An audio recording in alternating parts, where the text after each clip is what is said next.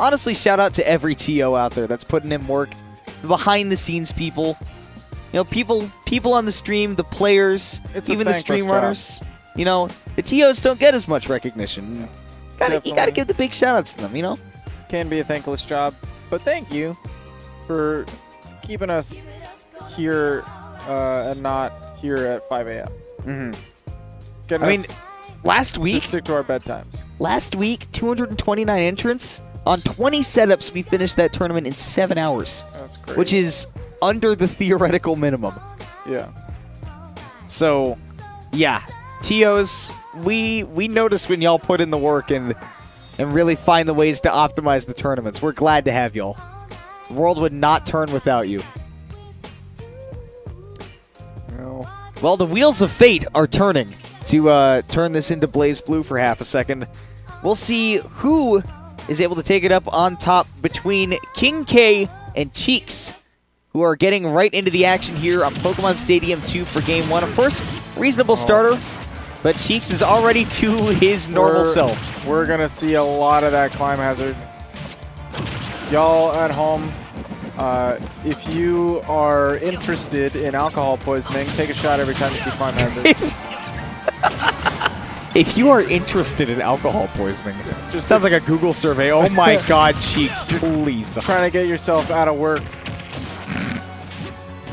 If you are trying to hospitalize yourself. Yeah, no. KingK's looking like the one that needs to be hospitalized at the moment because Cheeks is putting so many sword wounds in this robot's chest. This man's got to visit the Amazon Robotics Center or something, man. Oh my gosh. That ledge trump was nice. Not everyone's using that option in this game, but not everyone's ready for that option. It is much weaker because you can basically DI the trump so that you're flying onto the stage and they don't get any good calls. But if they're not ready for it, oh my God. He's just slicing this gyro in half. Not in half, into like 30 seconds. Okay, still got jump. Great thought by there. That downer totally messed up my entire thought process. It fried me. That's a quick comeback from KingK too. The fact that he only took like 13% up until he took that stock is real impressive. Yeah, considering how quickly Cheeks took that first one. They just took turns destroying their first stock. Often what you'll see in this matchup, honestly. You know, if Cloud gets into an awkward situation where he's got to try landing and maneuvering around all of these big hitboxes that Rob has, yeah, sometimes he can have issues, but same goes for the robot boy. Once again, we've seen the down throw, up tilt, up air consistently working for KingK. Catching that stock around 100%. See if Cheeks is going to be able to find something to answer back real quick. Or going for the snake strap. This robot is partying hard, flying high in the sky. Going to be able to hold on to this one. I'm interested to know if there's a reason we're seeing so much of that in this game. Like if there's a difference in like overall fastball speeds and how you react to that. Because it works for Rob, apparently. And obviously it works for Snake as well. Although that becomes because he can reverse his momentum so quickly with the B buttons. Oh my gosh, no B buttons here. KingK is all about those down tilts. There we go. Cheeks finally sealing out with that limit cross slash. The classic. Right now, that's the Cheeks classic right here. Going for the climb hazard, getting a second. Not going for the triple dip all the way up high. That would be ill-advised. Right now, man, Cheeks got to find a way to maneuver around the gyro, getting real antsy out of shield, and it working out for him right there. Now getting that next climb hazard out of shield. It's for the gyro to do something. Oh my gosh, this is right in the zone for Cheeks to make this comeback happen. Nair catches gyro and pushes KingK off. I think a little bit too much focus on the gyro, but man, KingK's just desperate to find this way to close out the stock. He's been up for a minute. He's just got to find a way to close it out. Up throw would do it, of course. But with how well Cheeks has been handling this gyro, it's difficult, but up throw will certainly do it now. First game goes to KingK, but in a much closer fashion than I think we would have expected given where Cheeks was going into that last stock. Giving the open 15-30 seconds, I don't know if I expected it to be down to the wire last hit. Yeah, no. Particularly in KingK's favor. I mean, because we can't can't just gloss over the fact that Cheeks did absolutely destroy this guy. You know, absolutely destroyed KingK for the first stock. And then, of course, KingK fires right back, and that's sort of the story of the night. Yeah. KingK is not one to be outdone. He sees you do something, and he's like, well, why can't I do that? Well, you're playing Rob. Okay, but I can do it my way. Yeah. And so he does, every single time, man. You try to play horse with KingK. Yeah, try to play horse with KingK, and he spells donkey. You say, well, they're Close both enough. in the same family of animals, sure. Neither of them work properly, but things working properly so far for KingK since he's the one in the lead. And now the question is, does Cheeks need to make adaptations, or does he just need a better game plan? Well, he needs a better game plan off stage because that early termination or early usage of that double jump, I mean, man, we haven't seen a lot of that from Cheeks tonight, but the one time he's done it, he's gotten blown up for it. Absolutely. Ooh. Speaking of blowing up, my goodness, Cheeks is covering all of the options that KingK has available right now. Going high to catch this high recovery. That's back there, that's it. They're just back and forth bullying each other. I mean, like I said, story of the night for these two. It's just, you get bodied, I get bodied. That's a fair and equal transaction. Eye for an eye. Whole world's looking a little bit blind right now because I'm afraid to look at the screen. There's just so much happening off stage. I'm surprised that given this matchup, so much of it has been happening off stage. And I'm wondering, you know, why Cheeks is letting that happen, honestly. Like, he's playing so close to the ledge a lot. The man terrifies me. Try to climb hazard. I don't know why I'm surprised at this point. Ooh. Using a lot of that cross slash. Really burning that limit early, but, you know, not too scary considering that you can build that limit up pretty quickly given this game. Of course, that the limit expires is not to be overlooked. Cheeks wasting all the time with that gyro, and that, by the way, is why KingK was not able to get back on stage. You see that he often relies on the gyro to get back on.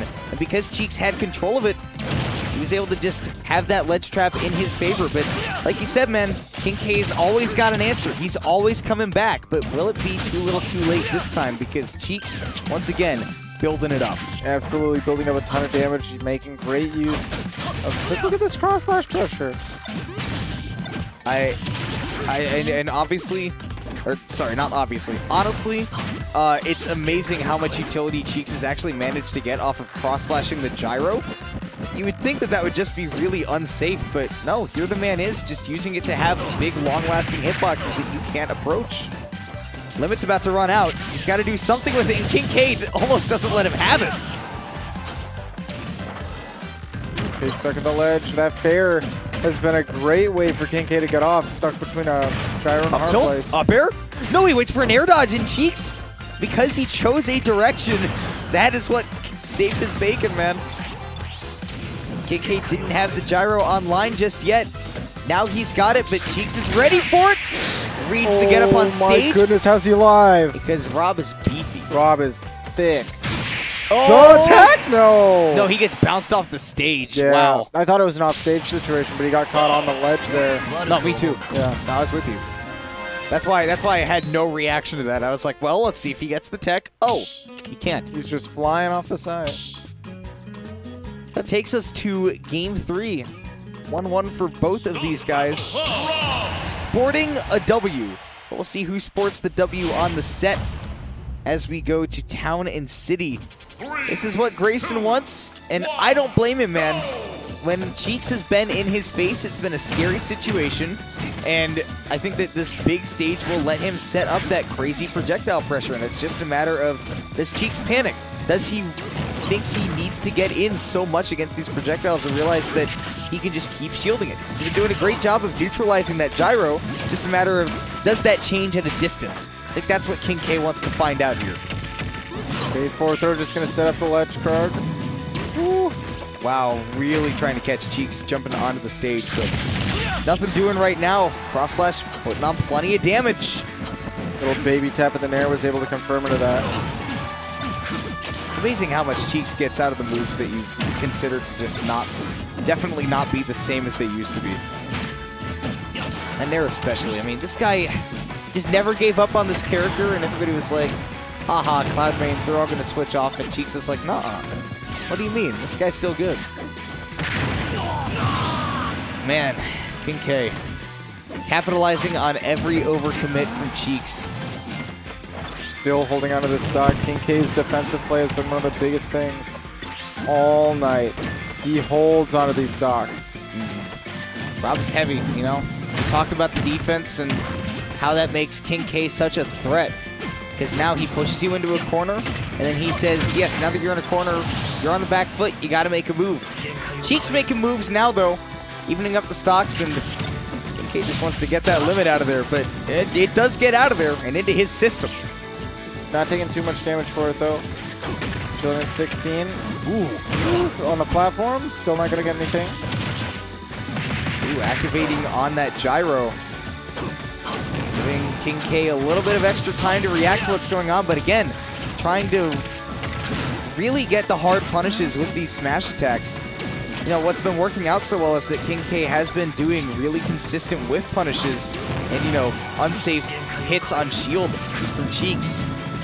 But the problem is that sometimes he goes for something that is way out of his league to be going for, and meanwhile Cheeks getting the hits he needs to keep it close. Oof, up tilt not going to convert into anything from that angle.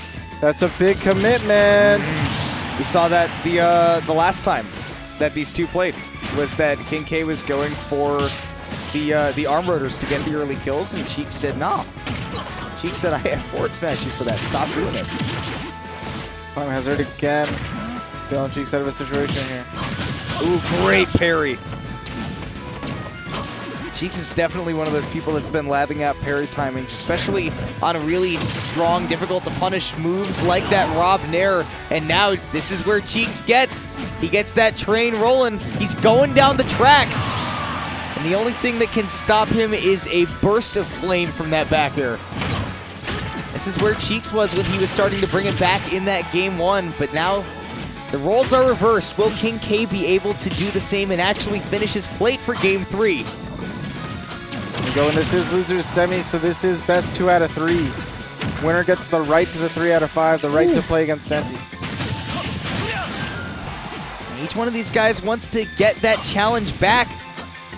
But right now it's looking tough for KingK to make that happen. 163, and Cheeks has limit, but he burns it by going too far off stage. The down tilt into the gyro could have been a huge conversion for KingK. You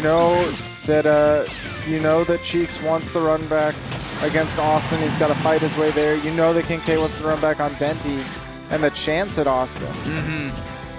Wants to see if he can strut his stuff there, and all it takes is to not get opened up, but he's still going to live that 199. Jeez, nearly 200%.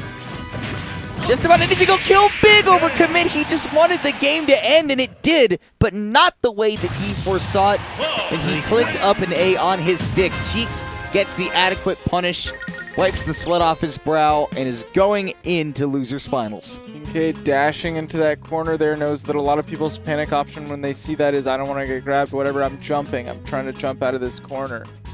And up smashes usually covers that. You know that KingK is an up smasher. Yeah, a lot. We saw him, and especially we saw him get punished for it a lot. I mean, that's the thing, is that, you know, the reason that KingK has been so successful is been playing strong defense, really good mix-ups, and because of that, he's been able to get really good whiff punishes on his opponents. But a lot of the times, he goes for too hard of a punish, and especially gets a couple steps too many ahead of his opponent. And eventually, if you're walking in a circle too many steps ahead of your opponent, now you're behind them.